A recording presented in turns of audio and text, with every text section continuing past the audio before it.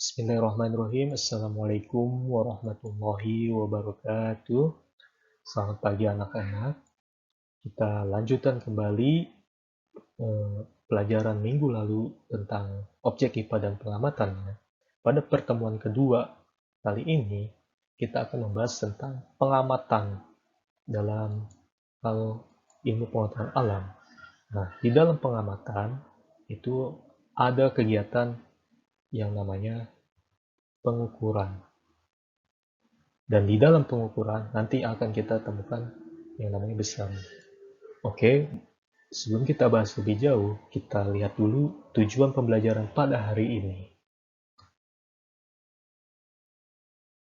Tujuan pembelajaran pada hari ini yang pertama adalah peserta didik dapat menjelaskan pengertian pengukuran.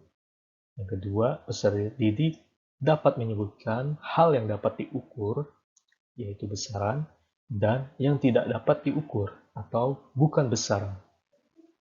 Yang ketiga, peserta didik dapat membandingkan satuan baku dan juga yang tidak baku. Dan selanjutnya, peserta didik dapat memahami kegunaan satuan baku dalam pengukuran. Dan selanjutnya, peserta didik dapat mengkonversi satuan dalam SI atau sistem internasional. Oke, kita lanjut. Pengukuran dan besaran. Nah, pengukuran merupakan bagian dari metode IPA, yaitu melakukan pengamatan. Nah, pengukuran itu seperti apa ya? Nah, coba kamu amati dulu gambar berikut. Nah, di sana ada gambar sebuah meja. Apa saja yang dapat kita amati dari gambar tersebut? Kita bisa mengamati menggunakan panca indera kita. Kita bisa melihat adanya warna, bentuk, panjang, massa, model, dan juga lebar dari meja tersebut. Nah, apa sajakah dari keenam komponen yang sudah kita amati tadi yang termasuk ke dalam besaran? Apakah warna, bentuk, panjang, massa, model, lebar itu termasuk besaran?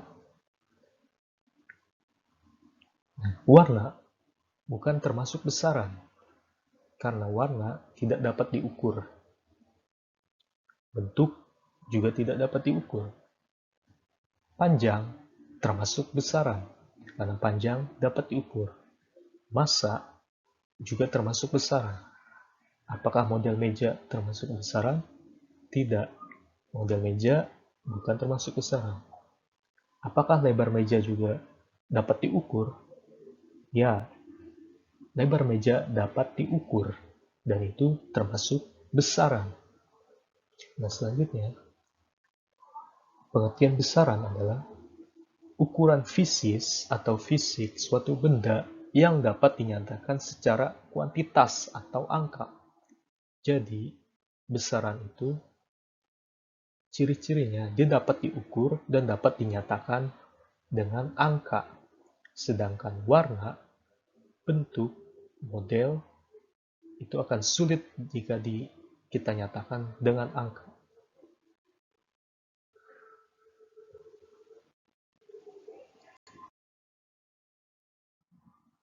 Oke, selanjutnya, setelah kita tahu apa saja yang termasuk besaran atau apa saja yang dapat diukur, bagaimana cara mengukur dan apa itu tindakan pengukuran. Pertama, pengukuran itu adalah penentuan besaran, dimensi, atau kapasitas suatu benda terhadap standar ukuran atau satuan ukur. Atau dengan kata lain, pengukuran adalah suatu kegiatan membandingkan nilai besaran yang diukur menggunakan alat ukur yang sesuai dengan apa objek yang diukur dan ditetapkan sebagai satuan. Contohnya, berapakah panjang meja? Panjang merupakan suatu besaran. Kita amati lagi meja tersebut.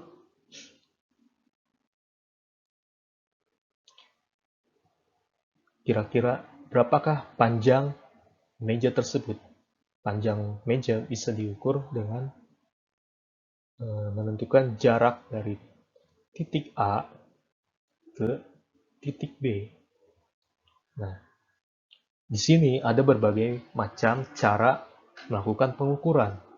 Yang pertama, contohnya, seorang ibu, dia ingin mengukur panjang meja dengan telapak tangannya, atau yang biasa disebut jengkal. Lalu, anaknya, Lisa, juga ingin mengukur panjang meja tersebut dengan menggunakan telapak tangannya juga, atau biasa disebut sebagai jengkal.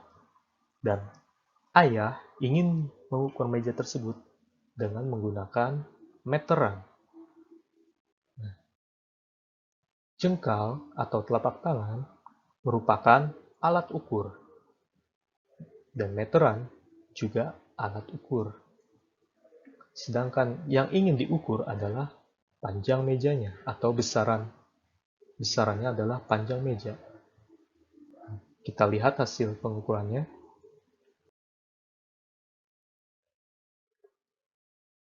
Hasil pengukuran panjang meja oleh ibu yang dilakukan oleh ibu adalah sebanyak 4 jengkal. Jadi panjang meja ini kita bandingkan dengan telapak tangan ibu menghasilkan panjang 4 jengkal. Sedangkan Lisa saat melakukan pengukuran dengan telapak tangannya menghasilkan 5 jengkal. Dan ayah melakukan pengukuran dengan alat meteran menghasilkan 1 meter. Bisa dilihat hasilnya dalam tabel berikut. Ibu menggunakan alat ukur telapak tangan, hasilnya adalah 4 jengkal.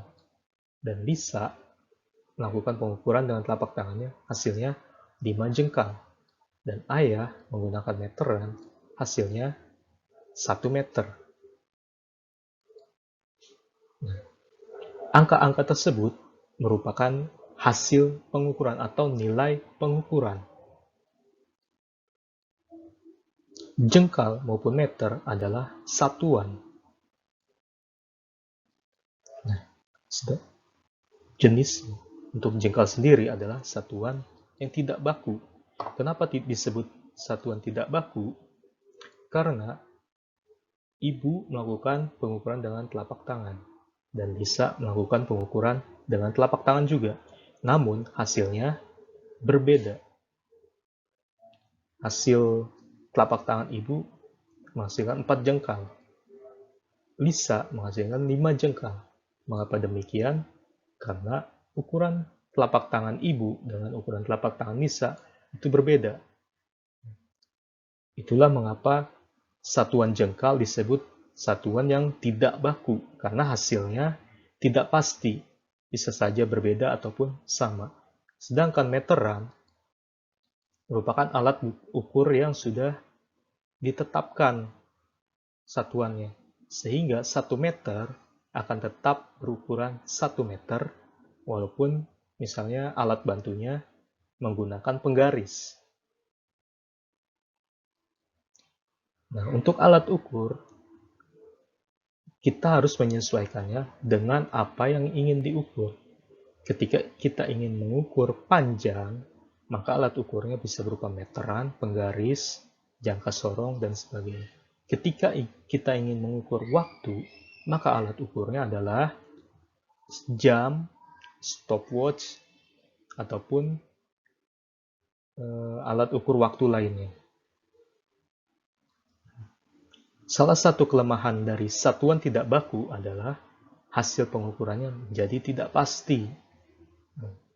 Jadi, telapak tangan ibu dengan telapak tangan Lisa menghasilkan panjang yang berbeda. Meskipun alat ukurnya sama dan satuannya juga sama.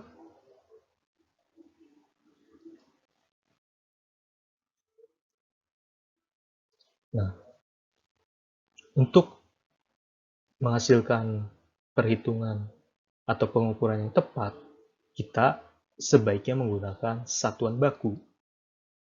Nah, satuan baku sayangnya sangat bermacam-macam. Contohnya, ketika kalian lihat di sebuah penggaris, ada yang satuannya adalah inci, dan sisi lain ada yang satuannya sentimeter dan juga milimeter. Nah, satuan inci jarang digunakan di Indonesia. Di Indonesia lebih sering menggunakan satuan sentimeter ataupun milimeter. Nah, di sistem satuan yang lain, ada sistem satuan British dan satuan metrik. Di sistem satuan British, untuk mengukur panjang, satuannya adalah kaki atau foot. Sedangkan untuk sistem metrik, ada sistem meter dan sentimeter. Untuk mengukur massa, satuannya pound. Untuk satuan metrik, dia menggunakan kilogram ataupun gram. Untuk waktu, sama-sama menggunakan satuan second. Nah, kelemahan dari satuan baku yang beragam adalah satuan baku terkadang hanya berlaku untuk negara tertentu saja.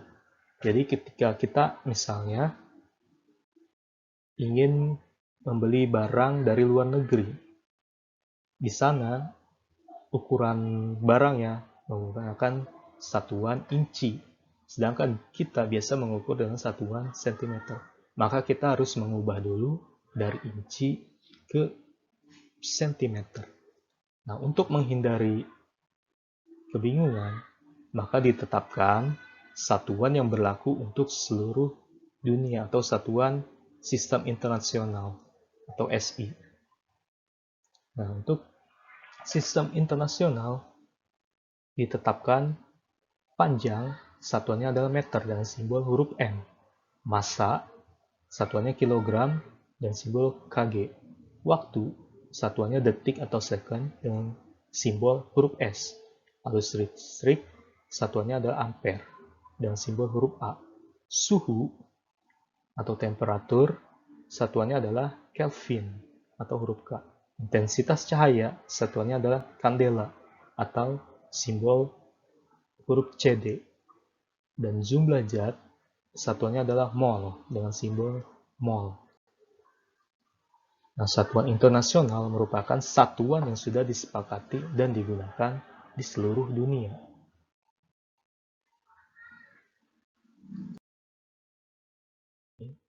Selanjutnya adalah konversi satuan.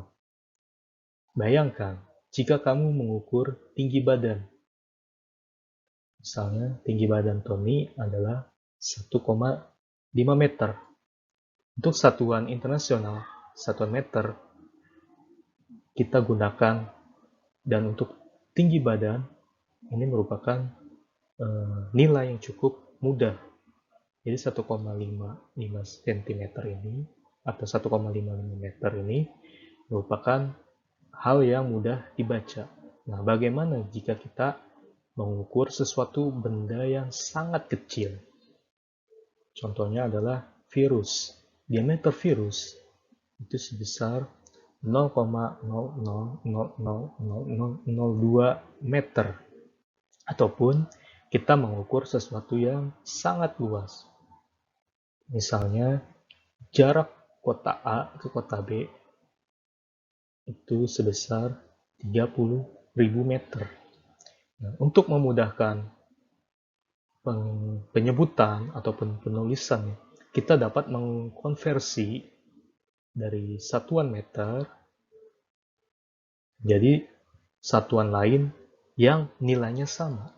Contohnya, dari ukuran diameter virus yang 0,00002 meter menjadi 20 nanometer, ataupun jarak 30.000 meter menjadi 30 km. Nah, penambahan atau perubahan dari meter menjadi nanometer itu disebut sebagai konversi satuan. Nah, bagaimana kita bisa mengkonversi satuan? Yang pertama, Yang harus diperhatikan adalah bahwa tinggi, diameter, dan jarak merupakan besaran panjang. Jadi sama-sama besaran panjang. Jadi ketika kita mengkonversi panjang, baik dia bentuknya kita menyebutnya tinggi, diameter, ataupun jarak, itu masih bisa dikonversi. Nah, bagaimana jika kita mengukur massa ataupun waktu, apakah bisa dikonversi menjadi jarak ataupun panjang? Tentu tidak bisa. Nah, syarat-syarat konversi satuan seperti yang disebutkan di bawah ini. Salah satunya, konversi satuan adalah pengubahan satuan dari suatu besaran ke dalam satuan lain yang menggunakan faktor konversi satuan. Konversi satuan dapat dilakukan jika satuan yang akan diubah dan satuan pengubah merupakan satuan dari satu besaran yang sama. Misalnya, dari kilogram dan gram, keduanya merupakan satuan berat atau massa. Nah, selain itu, konversi satuan dapat dilakukan jika satuan yang akan diubah dan satuan pengubah memiliki faktor konversi standar. Misalnya, kilogram dan gram sama-sama memiliki faktor konversi standar, yaitu 1 kilogram sama dengan 1000 gram.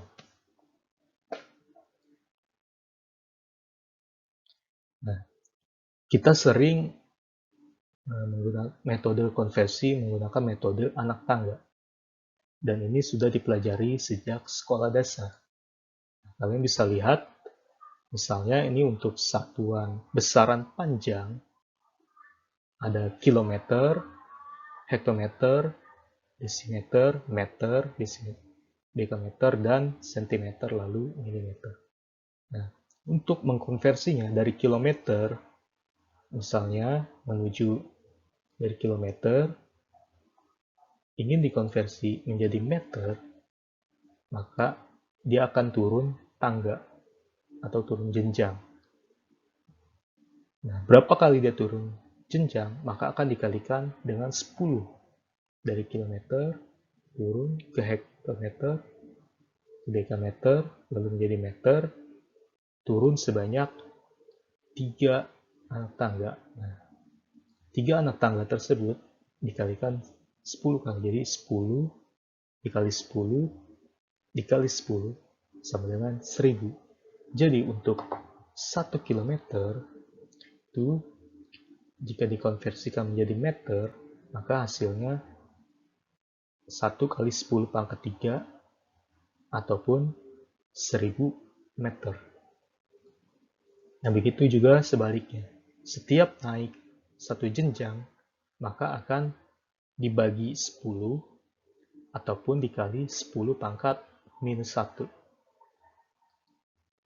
Nah, untuk satuan sistem internasional, telah disepakati beberapa awalan satuan. Misalnya, nilai satuan tera itu merupakan nilai dengan jumlah 1 kali 10 pangkat 12. Giga 10 pangkat 9. Mega 10 pangkat 6. Dan kilo 10 pangkat 3. Jadi, jika satuannya adalah gigameter, maka 1 gigameter sama dengan 10 pangkat 9 meter atau 1 miliar meter. Nah, contoh lain ini menggunakan satuan Hertz.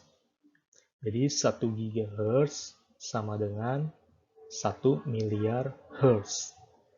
Dan begitu juga satuan yang di bawahnya, misalnya mili. Mili dia akan turun sebanyak 3 tangga, jadi 10 pangkat 3 mili. Contohnya adalah ampere. Jadi 1 mili ampere sama dengan 0,001 ampere ataupun 1 kali 10 pangkat minus 3 ampere. Dan begitu seterusnya.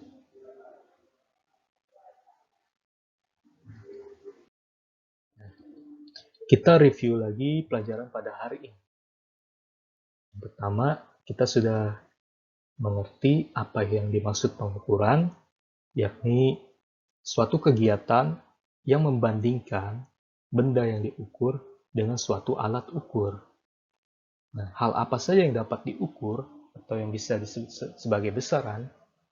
Yang pertama, yang dapat diukur adalah suatu yang berbentuk fisik dan dapat dinyatakan dengan angka. Sedangkan yang tidak dapat diukur atau bukan besaran, sesuatu yang tidak dapat dinyatakan dengan angka. Selanjutnya, kita membandingkan satuan baku dan juga yang tidak baku. Satuan baku memiliki nilai yang tetap, sedangkan satuan yang tidak baku, nilainya biasanya bisa berbeda-beda tergantung kondisi. Contohnya, jika kita mengukur panjang dengan satuan jengkal, maka panjang jengkal tangan setiap orang akan berbeda-beda, tergantung ukuran dari tangan tersebut. Selanjutnya, kegunaan satuan baku dalam pengukuran adalah untuk menghasilkan nilai yang tetap. Jadi, jika kita mengukur 1 meter di Indonesia, maka hasilnya akan sama dengan ukuran 1 meter di Malaysia. Jika kita mengukur dengan satuan meter menggunakan penggaris, hasilnya juga akan sama jika kita mengukur satuan meter dengan pita meter. Nah, selanjutnya kita bisa mengonversi atau mengubah satuan dalam sistem internasional. Jadi ada macam-macam satuan, dan yang digunakan secara internasional ada beberapa satuan yang sudah ditetapkan. Nah, kita dapat mengonversinya atau mengubah, misalnya dari kilometer menjadi meter ataupun sebaliknya. Pengubahan tersebut tidak akan mengubah nilainya. Untuk materi kali ini saya cukupkan, dan apabila penyampaian yang saya berikan kurang jelas ataupun masih banyak yang belum dimengerti, bisa kita lakukan diskusi melalui WhatsApp group dan juga di Google Classroom. Untuk itu saya akhiri dengan mengucap alhamdulillah dan wassalamualaikum warahmatullahi wabarakatuh. Jangan lupa setiap materi kita adakan tugas untuk memudahkan kalian dalam menerima materi yang telah diberikan, dan juga supaya kalian lebih mudah mengingat dan mencernanya. Selamat mengerjakan tugas. Tugas dapat dilihat di WhatsApp group maupun di Google Classroom. Semangat!